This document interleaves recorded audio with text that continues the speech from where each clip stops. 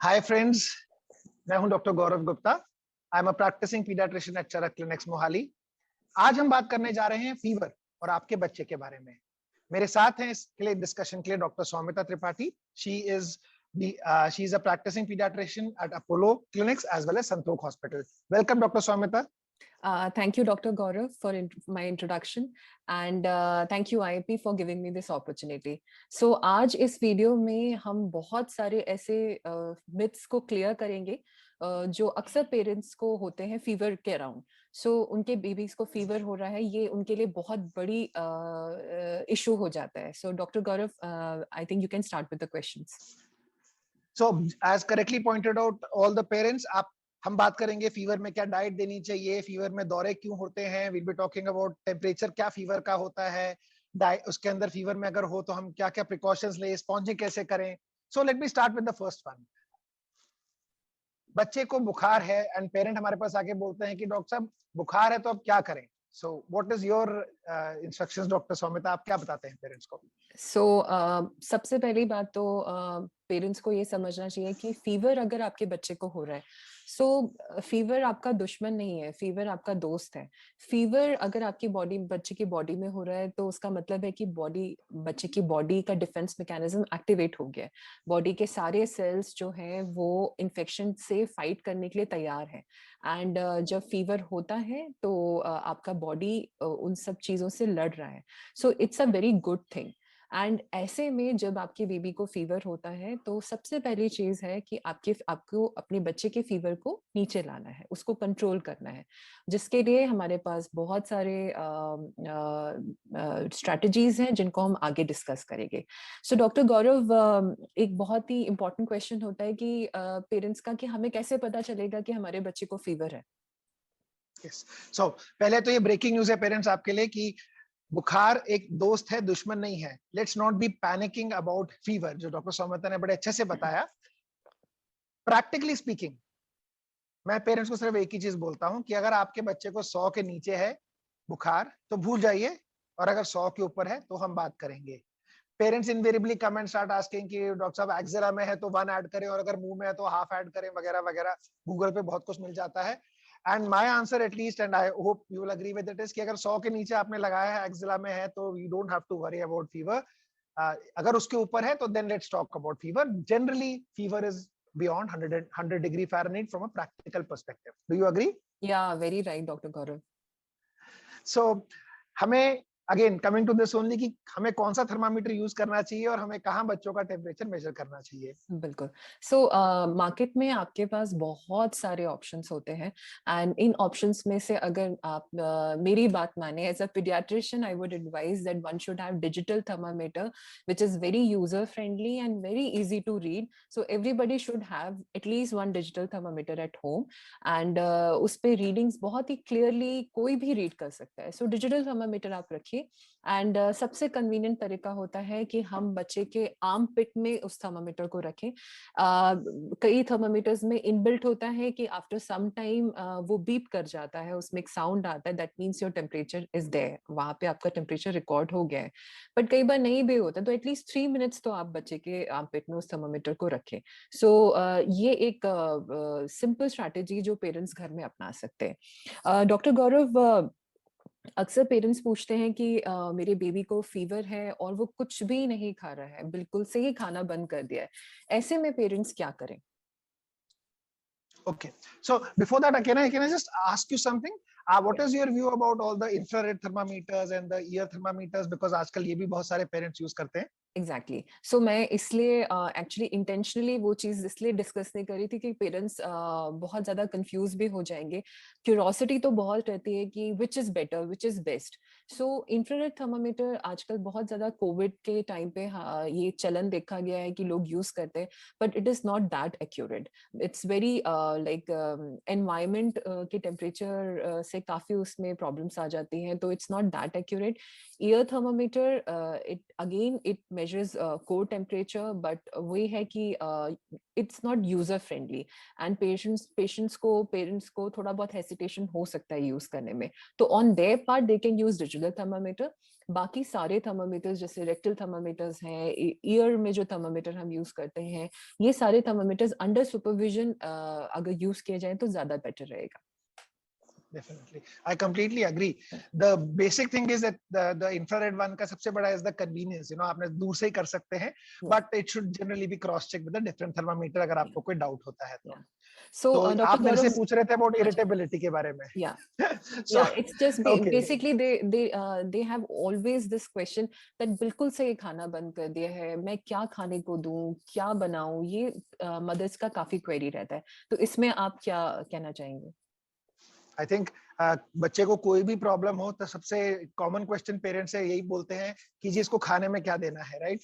So for fever we always say plenty of light liquid diet, small frequent feeds. कहने का मतलब है कि थोड़ा थोड़ा खाना दीजिए 1-2 घंटे के अंदर, और उसके अंदर लिक्विड इंटेक अच्छा होना चाहिए, बिकॉज फीवर में आपका जो there is a form of dehydration, आपके अंदर पानी की बच्चे के अंदर थोड़ी कमी हो सकती है. सो बिल्कुल जैसे हम ब्लैंड खाना देते हैं, खिचड़ी है, दलिया है, केला है, दही है, अगर बच्चे का गला खराब नहीं है, because all of this can be given, but fluid should also be ensured कि बच्चा फ्लूइड इंटेक अच्छी ले रहा है. अगर बच्चा कुछ नहीं खा रहा है बिकॉज उसको बॉडी एक्स वगैरह हो रही है, तो ऑनेस्टली प्रैक्टिकली तो मैं ये भी कह देता हूँ कि आपको जो बच्चा खा रहा है घर का खिला दीजिए, बट थोड़ा थोड़ा खिलाइए. I hope you agree with that one. Yeah, one more thing I'll add, Dr. Gaurav, that parents कभी-कभी ये भी बोलते हैं कि मेरे बच्चे ने कुछ भी नहीं खाया है और इसलिए मैंने उसको पैरासिटामोल नहीं दिया. So इसमें आप क्या ऐड करना चाहेंगे? So paracetamol is one medicine जिसके अंदर actually chances of acidity, gastritis जिसे हम कहते हैं, वो काफी कम होता है. एंड अगर बच्चा कुछ नहीं खा रहा है तो उसका मोस्टली कारण ही ये है कि बेचारे को बुखार है और बॉडी एक्स हो रहे हैं, बदन में दर्द हो रहा है. तो given paracetamol will actually be a good thing. That being said, I mean doctor Saumitra, this might surprise you a little bit कि मेरी बेटी को एटलीस्ट पैरासिटामोल से भी थोड़ी एसिडिटी हो जाती है. So we prefer to give that also to her with a little bit of कुछ खा पी ले साथ में. But I do believe that yes, of all the fever medicines, ibuprofen, mefenamic acid वगैरह, paracetamol जो है best है, खाली पेट दिया जा सकता है. So we cannot just delay the medicine just because baby hasn't eaten anything. Absolutely. Teething and fever, Dr. Soumitra, ये तो मैं आपसे जरूर पूछना चाहता हूँ. I would love to put people on the hot seat. So what do you feel? Because we don't agree as pediatricians also about teething and fever, so, right? Dr. Gaurav, teething is one big problem these days, as if it was not there any time. So it's a very common question of parents कि teething हो रही है doctor साहब, ये जो diarrhoea हो रहा है, जो वॉमिटिंग हो रही है, बच्चे ने दूध पीना बंद कर दिया है, फीवर आ रहा है, ये सब टीथिंग की वजह से तो नहीं है. सो हो सकता है ये टीथिंग की वजह से हो, बट हम टोटली उसको एट्रीब्यूट नहीं कर सकते, टोटली हम उसको जोड़ नहीं सकते. ऐसे में ये देखना बहुत जरूरी हो जाता है कि फीवर है कितना. फीवर अगर बहुत माइल्ड फीवर चल रहा है आपके बच्चे को, दिन में 1-2 एपिसोड्स ही आए और वो भी पैरासिटामोल देने से या अपने आप ही उतर जाता है फीवर, तो उसमें आपको कुछ भी नहीं करना है. हो सकता है ये टीथिंग की वजह से हो. और अगर बच्चे का फीवर 102 डिग्री फ़ारेनहाइट से ऊपर जा रहा है या लगातार आपके बच्चे को फीवर आ रहा है, आपका बच्चा काफी सुस्त हो गया है, डल हो गया है, टोटली फीड्स लेना बंद कर दिया है, तो आपको इसका रीजन फाइंड आउट करने की जरूरत है. तो इसके लिए आपको अपने पीडियाट्रिशियन से जरूर कंसल्ट करना चाहिए. सो यस, टीथिंग में फीवर आ सकता है, but not every fever can be due to teething. So like high grade fever में आपको थोड़ा अलर्ट होना है कि हो सकता है ये टीथिंग की वजह से ना हो. परफेक्ट. सो डॉक्टर गौरव, ये मेरे पास एक पेरेंट का क्वेश्चन है कि जब भी मैं बच्चे का सर छूती हूँ या एब्डोमेन छूती हूँ, मुझे गर्म लगता है, क्या ये फीवर है? So back of the hand is actually a sensitive way to check for temperature generally, but it cannot be used as a substitute for fever. कहने का क्या मतलब है, पीछे हाथ से हम थोड़ा बहुत टेम्परेचर चेक कर सकते हैं, लेकिन बच्चे को बुखार है या नहीं है ये कंफर्म नहीं हो सकता. सो प्लीज ये बोल के हमारे पास मत आइए कि जी हमें गर्म लग रहा था. कोशिश करिए कि एक थर्मामीटर घर में हो और उससे बच्चे का टेम्परेचर चेक करें. राइट, बिल्कुल. So thermometer is the best way to at least record the temperature. Tactile temperature is not that accurate. बिल्कुल. And what about sponging for fever, आप अगर बच्चे का बुखार क्रोसिन से पैरासिटामोल की कोई भी सिरप से नहीं उतर रहा है, आपको पेरेंट्स का पैनिक ही फोन आता है कि अब हम क्या करें, बुखार नहीं उतर रहा है और 1 घंटा हो गया, पैरासिटामोल दिए, हम रिपीट भी नहीं कर सकते। तो स्पॉन्जिंग के बारे में आपका क्या विचार है? Oh, sponging is actually a very good way to control the temperature. Sponging का मतलब अगर मैं बिल्कुल सिंपल भाषा में आपको बोलूं तो आप पेरेंट्स क्या कर सकते हैं, फीवर के टाइम पे आप अपना एक बकेट लें, उसमें पानी भरें और उसमें टॉवल्स डाल के रखें, और जो पानी ले वो ज्यादा ठंडा ना हो। ये एक बहुत ही इंपॉर्टेंट पॉइंट है कि अब बहुत ज्यादा ठंडा पानी नहीं लेना है आपने, थोड़ा ल्यूकवार्म वाटर या कुनकुना पानी आप लें और उससे बच्चे की पट्टियां करें और पूरा सर से लेके पांव तक पूरा अनड्रेस करके बच्चे को उसके कपड़े निकाल के आगे पीछे हाथ पैर कोई भी बॉडी पार्ट आपने छोड़ना नहीं है। और जैसे हम मूवीज में देखते हैं अक्सर कि सिर्फ माथे पे पट्टियां रखी होती हैं, that is not the ideal way of sponging. So इसमें आपने पूरे बॉडी में स्पंजिंग करनी है और 15-20 मिनट्स का स्पंजिंग इज इनफ। इतने में शायद पैरास्टामोल 1-2 डिग्री टेम्परेचर कम करेगी, 1-2 डिग्री टेम्परेचर ये भी कम कराने में आपको हेल्प करेगा। स्पंजिंग बहुत ही अच्छा तरीका है फीवर उतारने का, बट सिर्फ स्पंजिंग पे रिलाई ना करें। पैरास्टामोल को आप रिपीट करें, हर 4 घंटे में भी आप दे सकते हैं अगर फीवर बहुत ज्यादा है तो। So Dr. Gaurav, next question is that ये when should I be worried for fever? When as a parent also I want to ask that when should I be worried for fever? कब मैं अपने बच्चे को आपके पास लेकर आऊं?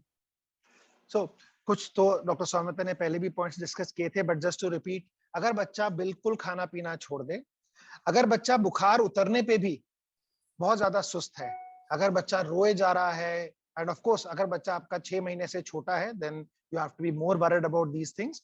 बार बार उल्टी करना, बच्चे को अगर कभी दौरा पड़ जाता है, अगर बच्चे को बुखार 104 के ऊपर जा रहा है, ऑल ऑफ दीज थिंग्स, मैं मतलब honestly as a mother most of the time आपको समझ में आ ही जाता है कि ये बच्चा ठीक नहीं लग रहा। That's a very important feeling I would say. So if you are in doubt, always show your child rather than worrying about it कि हो सकता है नहीं हो सकता, and delaying it. That's my take on it. Yeah, absolutely. So इसी से अब याद आया कि फेब्राइल सीजर्स, यानी कि अगर बच्चे को बुखार में दौरे पड़ते हैं और वो भी 6 महीने से 5 साल के बीच में, so what are these in short, and इनके अंदर हमें क्या करना चाहिए? Okay, so या फेब्राइल कन्वर्जन्स जो हम अपनी मेडिकल भाषा में बोलते हैं, वैसे बुखार के साथ आने वाले झटके ये 6 महीने से 5 साल की उम्र में काफी कॉमन होते हैं और ऐसा देखा गया है कि फीवर के साथ ही आते हैं। ऐसा नहीं है कि वैसे ही आ जाएंगे, तो फीवर के साथ ही आते हैं और जैसे ही फीवर का इलाज आप कंप्लीट करते हैं, फीवर जैसे ही कंट्रोल करते हैं, ये दौरा चला जाता है। तो ऐसे में ब्रेन डैमेज होने का कोई खतरा नहीं रहता है, जो कि सबसे बड़ा कंसर्न होता है पेशेंट्स का कि ऐसे में बच्चे के ब्रेन में कोई प्रॉब्लम तो नहीं होगी, डॉक्टर साहब आगे जाके कोई मिर्गी के दौरे तो नहीं पड़ेंगे। तो नहीं, ऐसा नहीं होता है। पर हाँ, ये बात जरूर है कि जब इस तरह के पेशेंट्स आते हैं हमारे पास, तो हम ये जरूर जानना चाहेंगे कि आपकी फैमिली में खास तौर पे बच्चे के पेरेंट्स में कभी बचपन में ऐसा कुछ तो नहीं हुआ था, या उसके सिबलिंग में ऐसा कोई हिस्ट्री तो नहीं है। तो ये फाइंड आउट करना हमारे लिए बहुत जरूरी होता है, क्योंकि ऐसे में रिस्क थोड़ा सा बढ़ जाता है। वही सिंपल चीज कॉम्प्लेक्स भी हो जाती है। तो वो अगर मैं आपको बिल्कुल शॉर्ट में बताऊं तो ये 5 साल की उम्र तक काफी आपको देखने को मिलते हैं, बट 5 साल के बाद इसकी रिस्क काफी कम हो जाती है। तो डरिए मत, फीवर को कंट्रोल करिए, फेब्राइल सीजर अपने आप कंट्रोल हो जाएगा। और प्लीज एमआरआई और सीटी स्कैन और ईजी करा के मत आइए, that's the only thing I would add to this. Yeah, absolutely. So after this, one more query that parents always have this query. Maybe they don't have any nearby hospital or pediatrician in emergency, और बड़े बच्चे की दवाई छोटे बच्चे को दे सकते हैं। इस पे आपका क्या सोचना है डॉक्टर गौरव? So देखिए, paracetamol is an over the counter medicine, so we will never say कि आप दवाई दे नहीं सकते हैं, but you must know the right dose. Just randomly बड़े बच्चे को 1 चम्मच, छोटे बच्चे को आधा चम्मच, ना हमें 1 चम्मच में कितना डोज है पता है और ना हमें आधा चम्मच में कितनी डोज है पता है। So make sure that you check the label. उस लेबल में कई बार लिखा भी होता है कि इस उम्र के बच्चे के लिए, इस वेट के बच्चे के लिए ये डोज देनी है, 1 या 2 डोज दे सकते हैं, बट उसके बाद you need to try and figure out कि बुखार हुआ क्यों है। और अगर बुखार हुआ क्यों है पता करना है, तो most likely your paediatrician is going to be your best bet. So emergency में जरूर दे दीजिए, डोज प्रॉपर दे दीजिए, एंड उसके बाद अपने पीडियाट्रिशियन से जरूर मिलें। बिल्कुल Does that make sense? या ये बिल्कुल बिल्कुल सही मैसेज गया है पेशेंट्स के लिए।